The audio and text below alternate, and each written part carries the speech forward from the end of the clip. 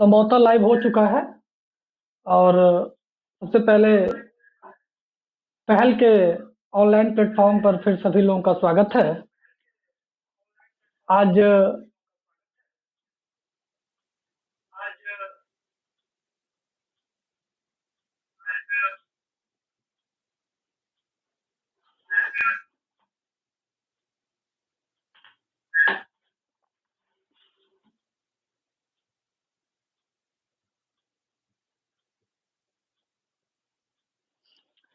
आज हम एक नए अध्याय की बात करेंगे। और जैसा कि हमने पहले बताया था आपको कि संसद को लेकर आज हम लोग बात करेंगे, पार्लियामेंट को लेकर बात करेंगे कि पार्लियामेंट भारतीय राज्य व्यवस्था की जो भी सेगमेंट है, जो क्लासेस है, उसमें कितना महत्वपूर्ण भूमिका अदा करता है और इसके कितने इम्पोर्टेंट क्वेश्चन बनते हैं, उन सभी पे आज हम लोग चर्चा करेंगे। सबसे पहले कि पार्लियामेंट का मतलब संसद, और संसद का आशय यहाँ पर यह है कि चूंकि भारत में हमने संसदीय व्यवस्था अपनाया हुआ है और संसदीय व्यवस्था में हमारे यहाँ संसद सबसे इम्पोर्टेंट और सबसे सर्वोच्च संस्था मानी जाती है। क्योंकि इसलिए संसद सर्वोच्च मानी जाती है कि संसद ही एक ऐसा हमारे यहाँ एक व्यवस्था के अंतर्गत ऐसा है कि जिसमें विधायिका है, कार्यपालिका है, सम्मिलित रूप से काम करती है। और विधायिका चूंकि विधान का निर्माण करती है, कानूनों का निर्माण करती है, और कार्यपालिका भी इसी संसद का अंग होती है जो सरकार का काम करती है। सरकार ही कार्यपालिका का एक्चुअली यहाँ पर काम करती है। भारतीय संविधान में हम देखेंगे कि संविधान में अनुच्छेद 79 में बड़ा स्पष्ट रूप से संसद के बारे में दिया गया है कि कैसे पार्लियामेंट किन किन अंगों से बनता है, या पार्लियामेंट के क्या पार्लियामेंट में संसद के कितने अंग हैं। तो जब अगर हम 79 की बात करते हैं, जब संसद की हम बात करते हैं, हमें 3 तरह की बातें इसमें दिखाई देती है कि तीन तत्वों से मिलकर संसद बनता है। इसके 3 अंग हैं। अंग क्या क्या है इसमें, अगर आप ध्यान रखें, आपको मुझे लगता है कि सबको याद होगा। अगर आप देखें कि पहला अंग इसको होता है, वो होता है राष्ट्रपति, और दूसरा होता है राज्यसभा, और तीसरा होगा आपका इसमें लोकसभा। इसका मतलब कि 3 इन अंगों से मिलकर ही संसद परिपूर्ण होता है, कंप्लीट होता है। राष्ट्रपति, राज्यसभा और लोकसभा, संसद के 3 अंग। इन 3 अंगों के माध्यम से हम समझेंगे कि इसमें टोटल संसद में क्या क्या चीजें हैं, इसकी संगठन कैसा है, इसकी संरचना कैसा है, इसके पावर्स क्या है, और मेन पूरे भारतीय जो राज्य व्यवस्था है इसमें इसकी उपयोगिता क्या है। तो सबसे पहले हम बात करते हैं कि 3 अंगों से मिलकर संसद बनता है, और 3 अंगों से संसद बनने का आशय है कि एक तो राष्ट्रपति, जो अगर संसद को हम विधायन के रूप से अगर देखें तो आप देखेंगे कि लोकसभा और राज्यसभा के माध्यम से विधेयक पारित किया जाता है, और वो अंततः जाकर राष्ट्रपति के सिग्नेचर के माध्यम से वो फिर कानून के रूप में हमारे सामने आ पाता है। अब आप इसको देखिए कि राज्यसभा और लोकसभा, ये दोनों सदन जो हैं, यह विधायन का काम करते हैं, विधियों के निर्माण का काम करते हैं। मैंने अभी एक बात कहा कि लोकसभा में ही जो सभा हमारी, इसी के बहुमत दल का नेता जो होता है प्रधानमंत्री बनता है, और जो बहुमत दल होता है उसी की सरकार बनती है। यहाँ तक हमने देखा इसको, ये सब सामान्य बातें हैं। चूंकि मैं सामान्य बातों से फिर इसके एक एक बिंदुओं पर मैं आऊंगा। सबसे पहली बात मैं इसमें करना चाहूंगा कि राज्यसभा या राज्यसभा का संगठन कैसा होता है, इसकी संरचना क्या होती है। राज्यसभा और लोकसभा को लेकर हम लोग आज बात करेंगे। अगर आपको ध्यान हो कि राज्यसभा, लोकसभा और राष्ट्रपति तीनों मिलकर एक हमारे यहाँ संसद का निर्माण करते हैं, और संसद का मुख्य काम क्या है, विधायन का निर्माण करना, विधियों का निर्माण करना। हमारे यहाँ विधियों के लिए सबसे सर्वोच्च संस्था अगर कोई है तो हमारे यहाँ संसद है। अब आप इसको देखिए, अगर हम इसमें राज्यसभा की बात करें, राज्यसभा की अगर बात करें तो देखेंगे कि राज्यसभा की संरचना क्या है, राज्यसभा का संगठन क्या है, राज्यसभा में कैसे लोग चुने जाते हैं, या राज्यसभा किसका प्रतिनिधित्व करता है, तो आपको याद होगा कि इस चीज को ध्यान समझिए कि जो राज्यसभा है, ये नाम ही इसका है राज्यसभा, राज्यों की सभा है। काउंसिल ऑफ स्टेट कहा जाता था इसको, कि राज्यों की सभा, अर्थात जो राज्यों के प्रतिनिधित्व करने का काम राज्यसभा करता है। इसको हम उच्च सदन भी कहते हैं। इसको उच्च सदन के साथ इसमें कहते हैं कि ओल्ड मैन की सभा है, पुराने लोगों की सभा है, उच्चकालीन सभा है, उच्च लोगों की, कुलीन लोगों की सभा है। तो इसको अगर हमें कहें कि कुल मिलाकर की, अच्छा, जब इसके इसी के विपरीत अगर हम जब बात करते हैं लोकसभा की, तो इसको अगर आप देखें तो लोकसभा का मतलब लोक और सभा, अर्थात जनता की सभा, आम लोगों की सभा। तो आम लोगों की सभा लोकसभा, और राज्यों की प्रतिनिधि के रूप में जो सभा हमारे यहाँ है वो है राज्यसभा। सबसे पहले हम राज्यसभा की बात करेंगे कि राज्यसभा को लेकर क्या क्या बातें हो सकती हैं, कहाँ कहाँ से क्वेश्चन बनता है, या किन किन बिंदुओं को हमें राज्यसभा के अंतर्गत जानना चाहिए। अब देखिए इसमें कि अगर मैं राज्यसभा की बात करूं तो सबसे पहला प्रश्न उठता है इसमें कि राज्यसभा का संगठन क्या है, संरचना क्या है।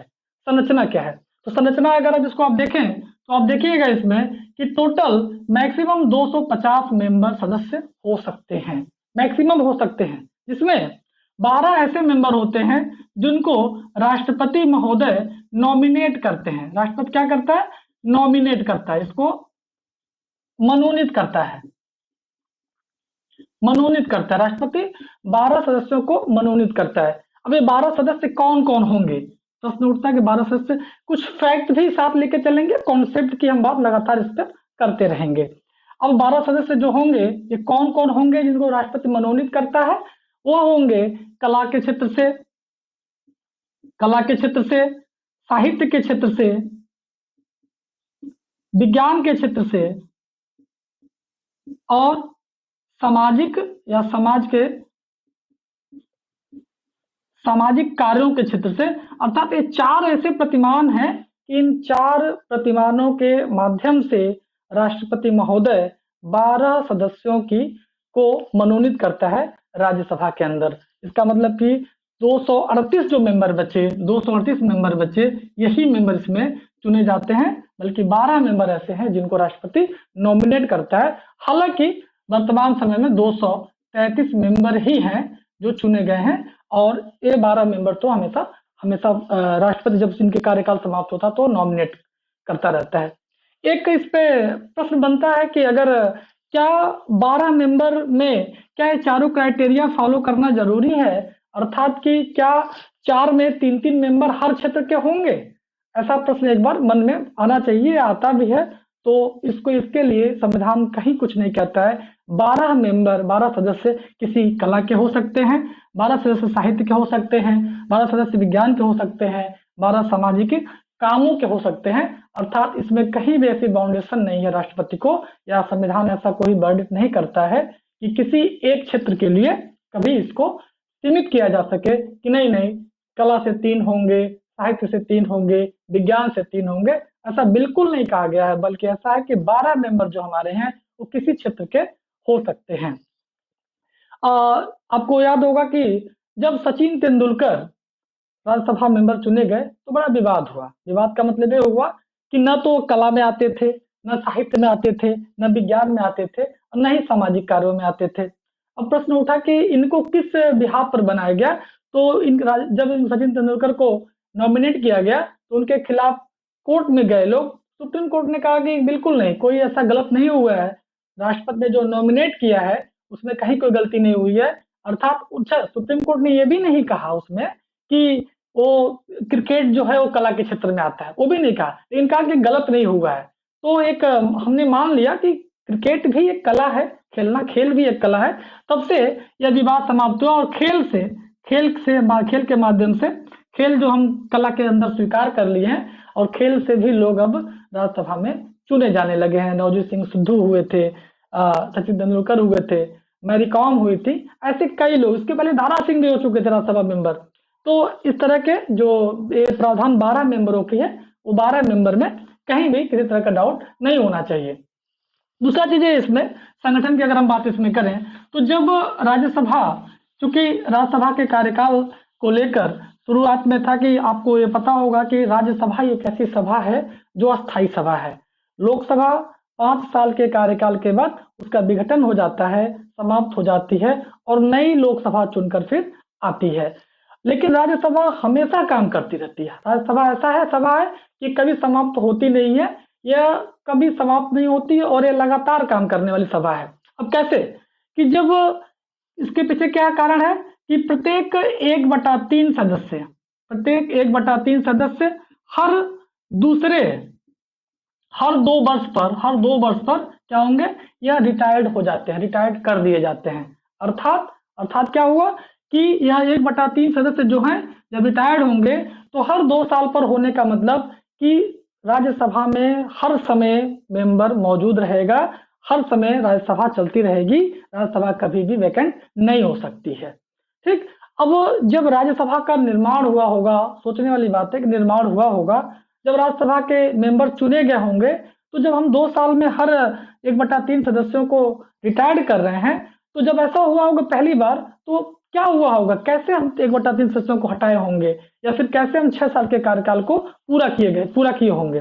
तो उसको ध्यान रखना होगा हमें कि जब शुरुआत में राज्यसभा का संगठन हुआ, राज्यसभा के गठन हुआ, तो उस समय जब सारे मेंबर चुन लिए गए, तो 2 साल के बाद शुरुआत में 1952 में जब राज्यसभा गठित हुई, तो 2 साल के बाद यानी कि 2 साल के बाद 1954 में क्या हुआ? इसमें से 1/3 सदस्य हटा दिए गए। फिर 1956 में 1/3 सदस्य हटा दिए गए। उसके बाद तो अपने आप 6 साल का कार्यकाल पूरा हो गया, तो जो बच्चे उसमें हट गए होंगे।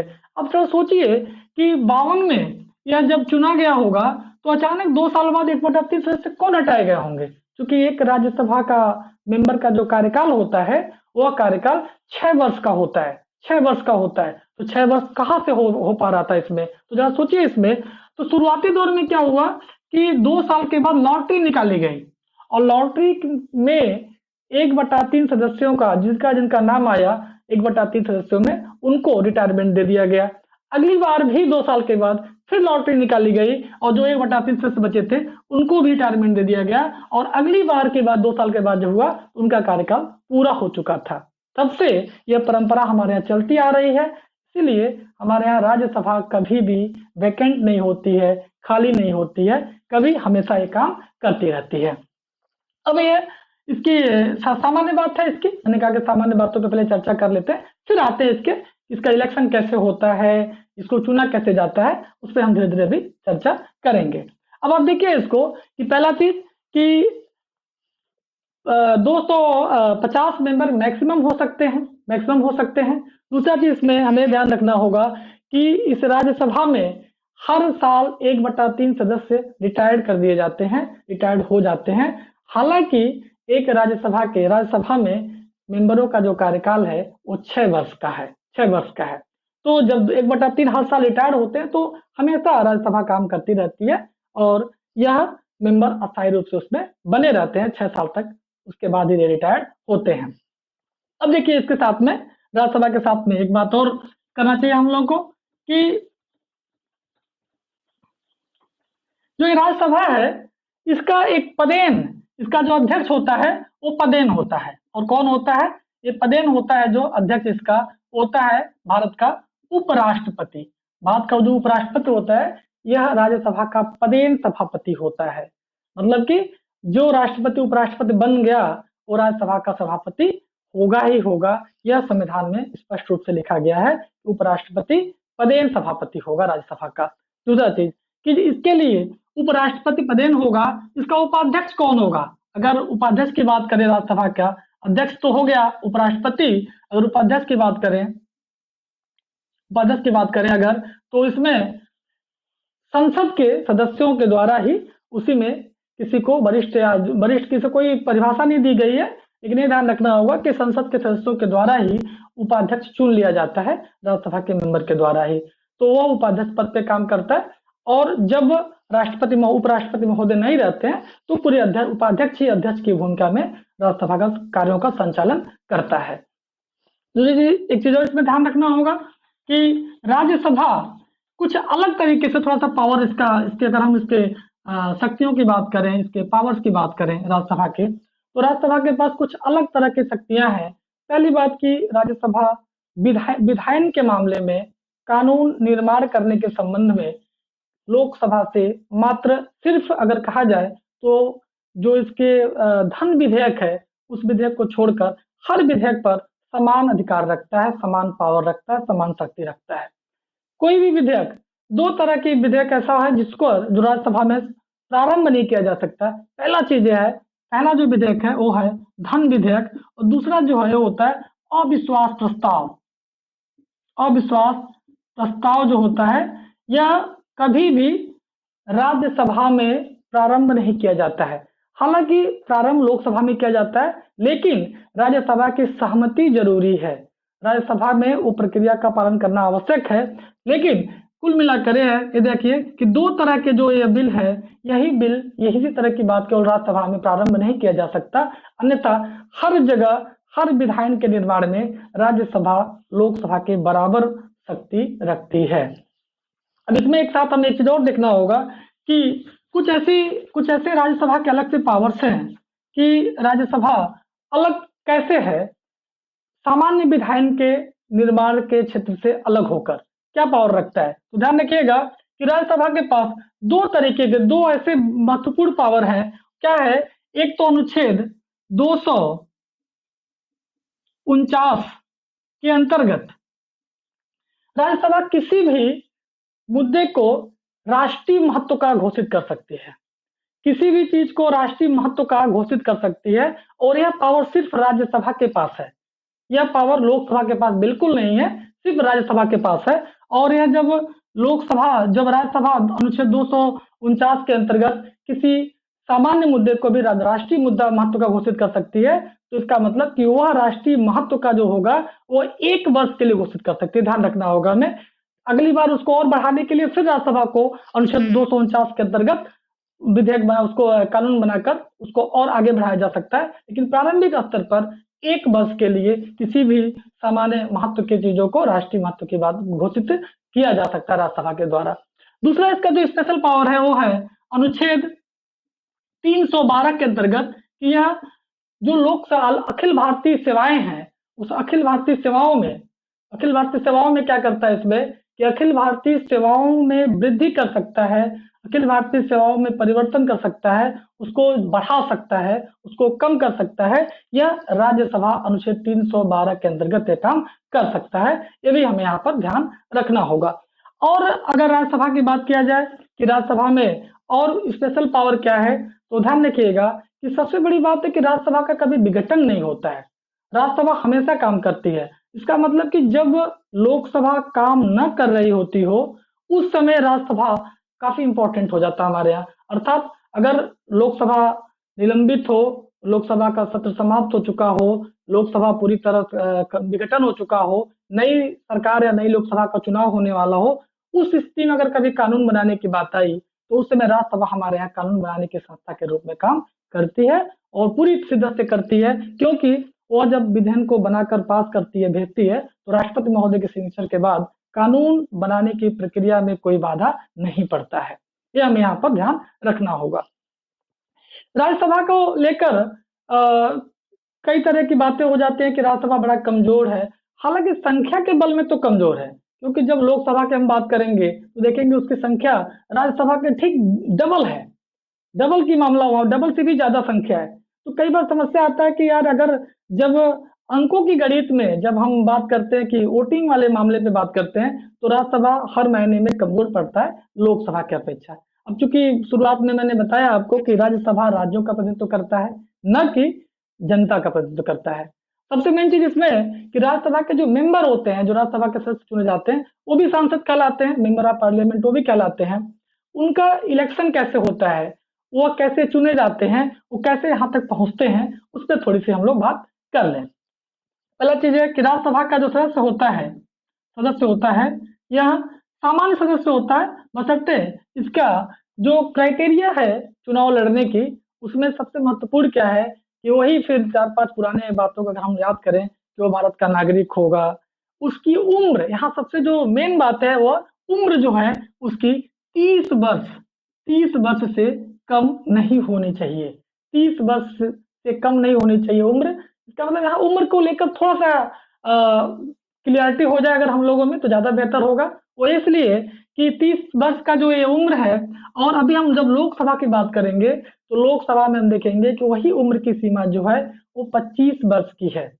वो जो सीमा है वो 25 वर्ष की है। अगर 3 की और बात कर लेते हैं, देखिए हमारे यहाँ 3 तरह के चुनाव होते हैं। एक तो लोकसभा का, राज्यसभा का, संसद का चुनाव हो गया, विधानसभा का चुनाव होता है और पंचायत का चुनाव होता है।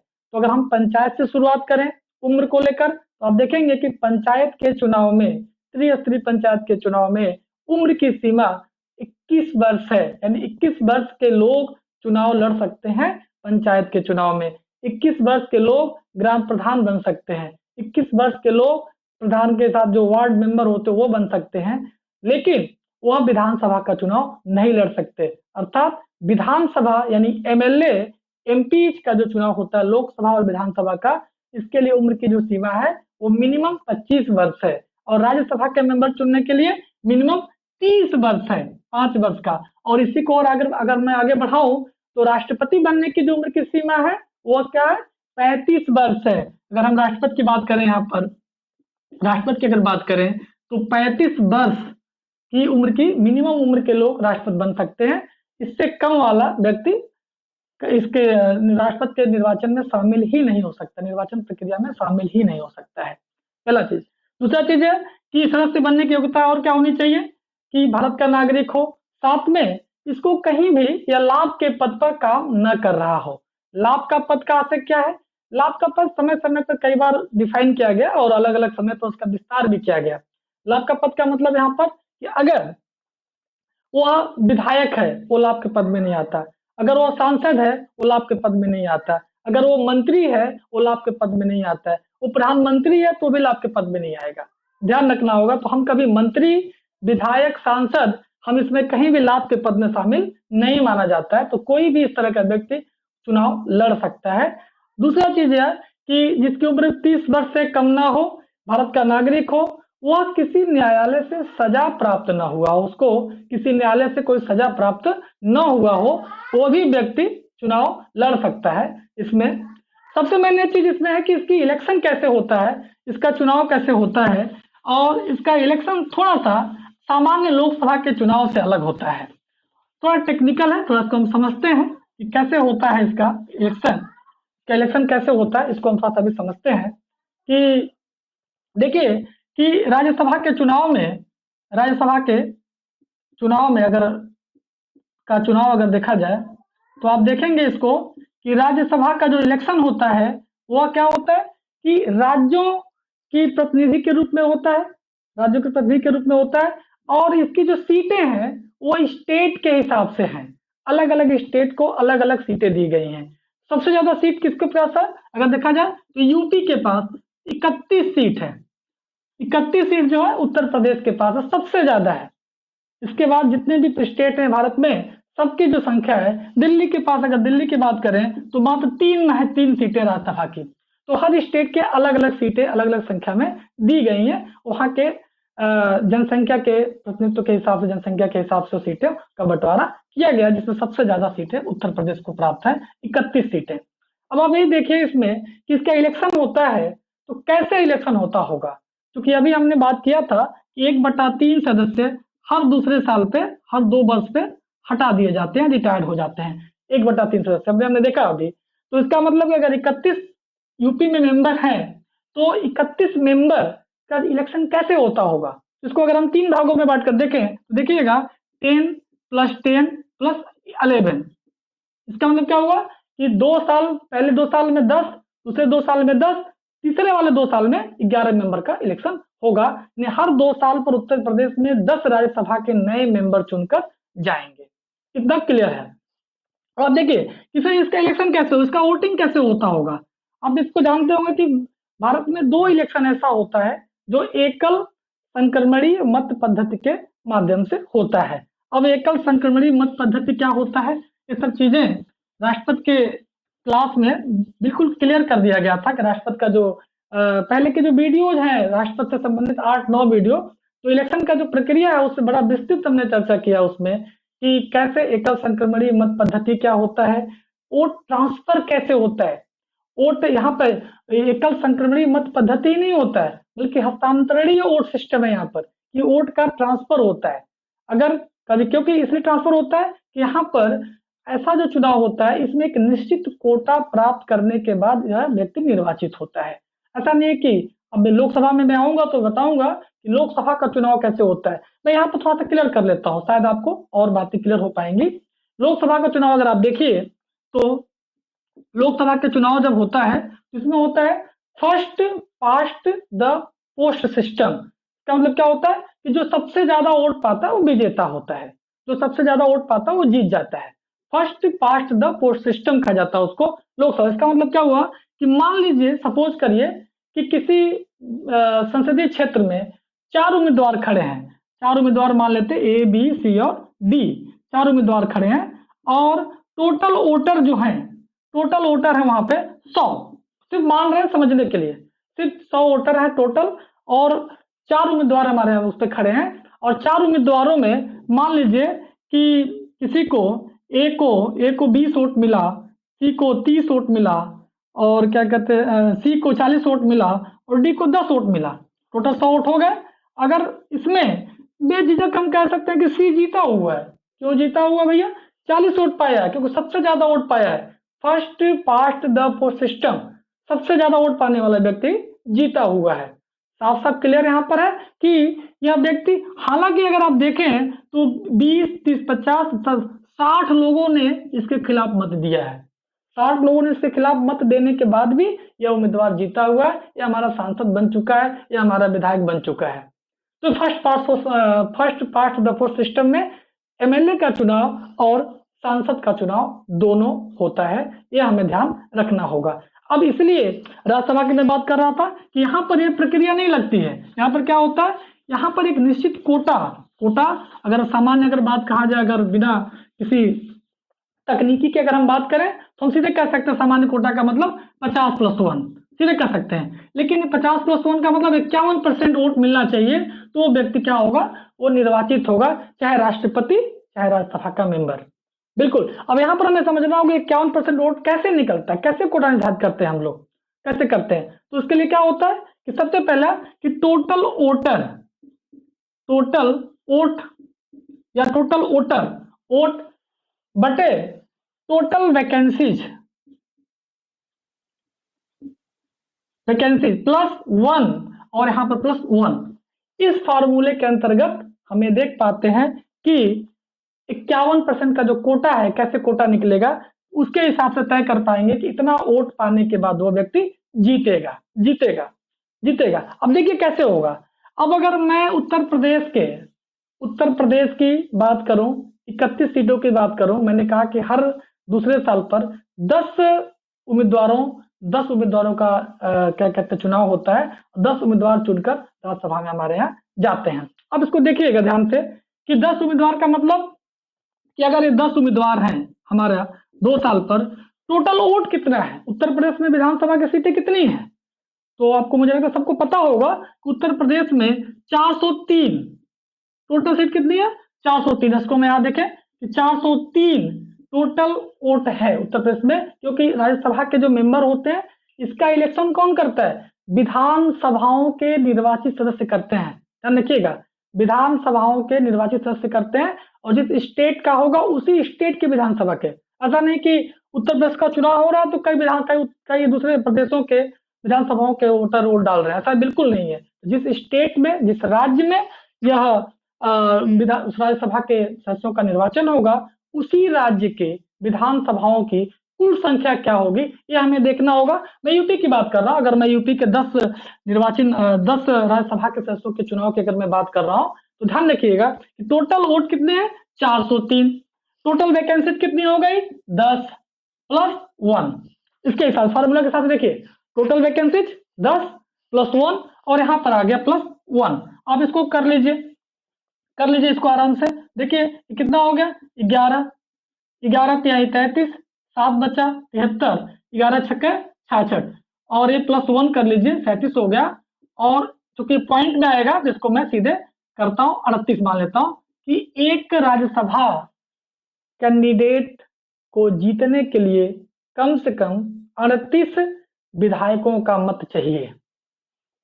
क्लियर है यहाँ पर कि एक राज्यसभा के सदस्य को जीतने के लिए 38 वोट चाहिए, अर्थात 38 विधायकों का मत चाहिए। अब 38 विधायकों का मत मिलने के बाद ही एक राज्यसभा का मेंबर जीत पाएगा। क्लियर है? अब आप देखिए इसको कि अगर उत्तर प्रदेश में अगर आज चुनाव हो जाए, 10 सदस्यों का राज्यसभा के, तो अगर मैं इसको इस हिसाब से देखूं तो लगभग 325 सीटें बीजेपी के पास हैं। कितनी सीटें? 325 सीटें बीजेपी के पास है। इसे गठबंधन को जोड़कर 325 सीटें हैं, तो 325 सीट इसकी है। तो आप कल्पना करिए कि 38 के हिसाब से देख लीजिए तो कम से कम 8 सीटें जो होगी कम से कम इसको बीजेपी को अपने आप मिल जाएंगी बिना किसी तरह के प्रयास करने से, क्योंकि विधायक उसके पास है ही, वो उसको वोट दे देंगे। 10 में से 8 सीटें बीजेपी जीत जाएगी। इसी तरह अगर हम दिल्ली को उदाहरण लें, दिल्ली को अगर हम देखें तो छोटा स्टेट है, 3 अभी मैंने आपसे जिक्र किया कि वहां पर सिर्फ कितना है, वहां पर 3 राज्यसभा की सीटें हैं। टोटल सीटें कितनी है? 3 सीटें हैं। तो इसी फार्मूले पर अगर हम लोग दिल्ली की बात करें तो 3 सीटों की अगर हम लोग बात करते हैं तो आप देखिए कि टोटल वहां पर सीटें कितनी है? 70 सीटें हैं। टोटल वोटर कितने हैं? 70 विधायक हैं दिल्ली में टोटल। अब ये देखिए टोटल सीट कितनी है? 3 + 1 + 1।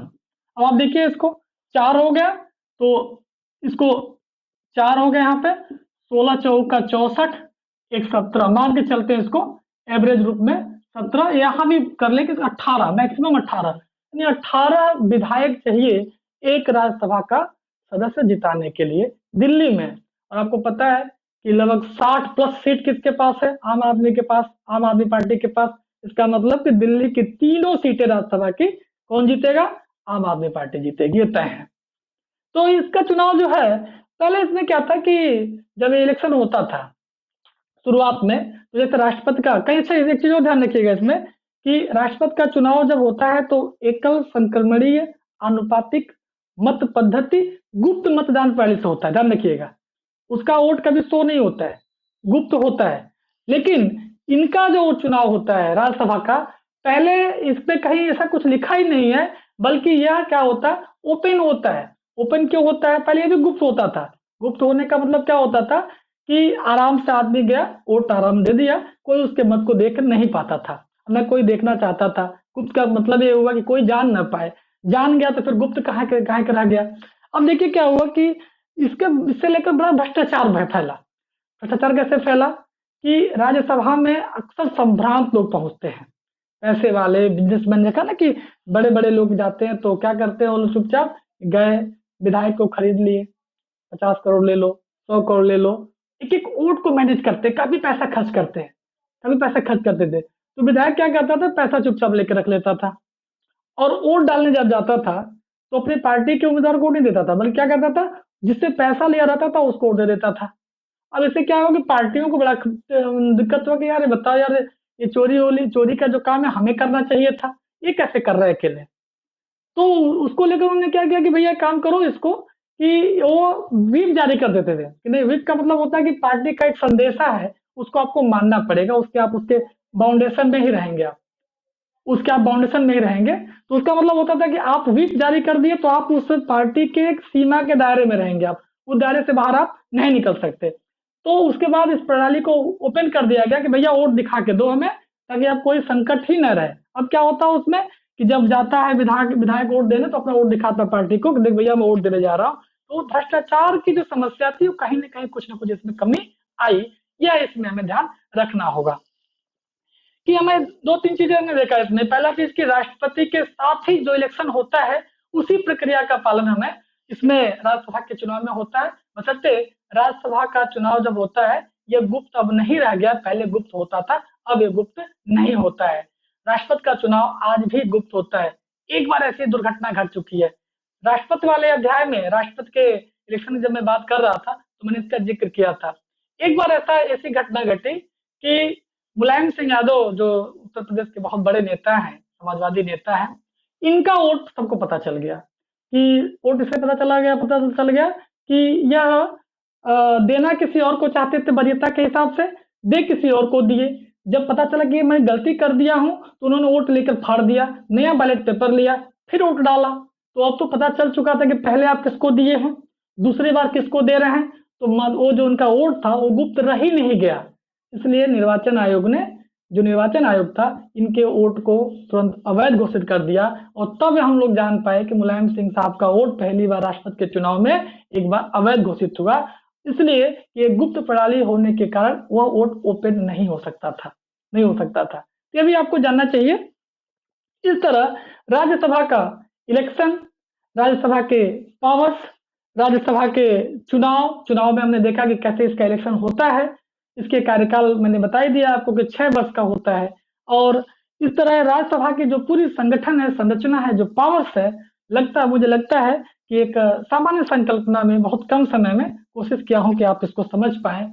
और मैं उम्मीद कर रहा हूं कि आप इस राज्यसभा को लेकर जो पूरी प्रश्न बन सकते थे। अच्छा, प्रश्न कैसे बनेंगे इसमें कि एक तो राज्यसभा का हुआ, ये पूछ सकता है आपसे कि अस्थायी सदन है, या जैसे कि ये भी प्रश्न पूछ सकता है कि 1/2 सदन, 1/3 सदन जो हर 2 साल में रिटायर होते हैं, तो कैसे होते हैं? तो कैसे होने का असर फिर यही हुआ कि यह अपना पूरा 6 साल का कार्यकाल पूरा करके रिटायर होते हैं, लेकिन हर 2 साल पे होते हैं, तो सबको मौका मिलता है।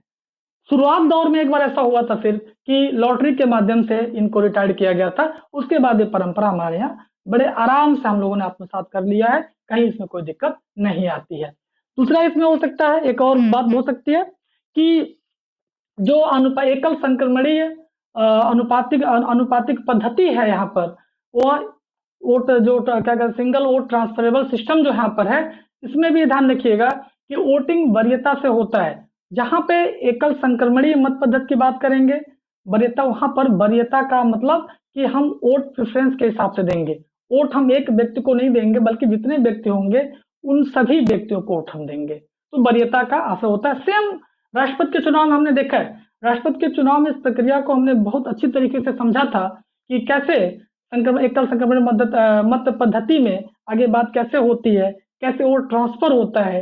वो ट्रांसफर के सिस्टम का पूरा मैंने एक वीडियो डाल रखा पहले से। कभी लगता है कि डाउट्स हो तो आप जरूर वो वीडियो देखिएगा, ताकि वोट का ट्रांसफर होने की जो प्रक्रिया है वो भी आपको बिल्कुल क्लियर हो जाएगा। ठीक है, तो इसको लेकर पूरा लगभग हम संसद का जो एक सदन है राज्यसभा, इसको लेकर मुझे लगता है कि जो जो बातें हो सकती थी उन सारी बातों को हम लोग लगभग कर चुके हैं। और आज थोड़ा टेक्निकल इशू है, मैं कुछ समझ नहीं पा रहा हूँ लाइव में अभी, तो थोड़ी दिक्कतें हैं कि मैं किसी कमेंट नहीं पढ़ पा रहा हूँ, कुछ दिक्कत हो रहा है मुझे।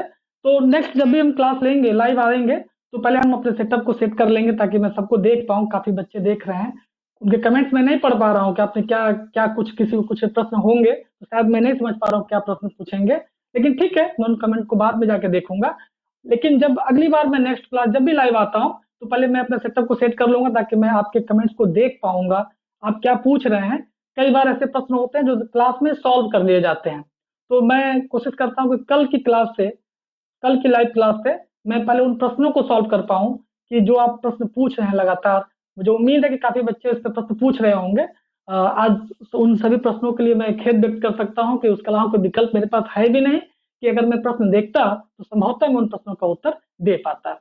तो आज के लिए बस इतना ही, और अगली क्लास में लोकसभा को लेकर बात करेंगे। लोकसभा के साथ में देखिए, संसद जो है बहुत देखने में बड़ा छोटा संसद लग रहा है, लेकिन है बहुत बड़ा चैप्टर। इसमें कम से कम 4-5 क्लासेस हमें चाहिए, तब जाकर मैं संसदीय पूरी प्रक्रिया समाप्त कर पाऊंगा। उस अनुच्छेद 79 से 122 तक के बात हम लोग को करना होगा, तब जाकर हम संसद की पूरी प्रक्रिया को समझ पाएंगे। एक एक इसमें अनुच्छेद है जिसका हम लोग उसको समझना इसलिए होगा कि कई बार उस अनुच्छेद से सीधे प्रश्न पूछ लिए जाते हैं। जब हम बात करेंगे 108 का, 118 का, 122 का, 121 का, तो उस पर हम सीधे प्रश्न बनते हैं, और ये प्रश्न यूपीएससी से लेकर छोटे एग्जाम तक बनते हैं। तो आज की क्लास से बस इतना ही। मैं कोशिश कर रहा हूँ कि नेक्स्ट क्लास जब भी हमारी होगी, कल परसों जब भी होगी, उस क्लास में पहले मैं अपना सेटअप सही कर लूँ ताकि मैं आपके कमेंट्स को पढ़ पाऊँ, फिर मैं उस पर कोई और क्लास को और विस्तृत रूप से और इसको अच्छे से हम लोग अंजाम दे पाएंगे। आज की क्लास के लिए बहुत बहुत धन्यवाद आप सभी को। नेक्स्ट क्लास के लिए फिर हम टाइम शेड्यूल बता देंगे, उस हिसाब से फिर हम लोग कल मिलते हैं। बहुत बहुत धन्यवाद आप सभी का।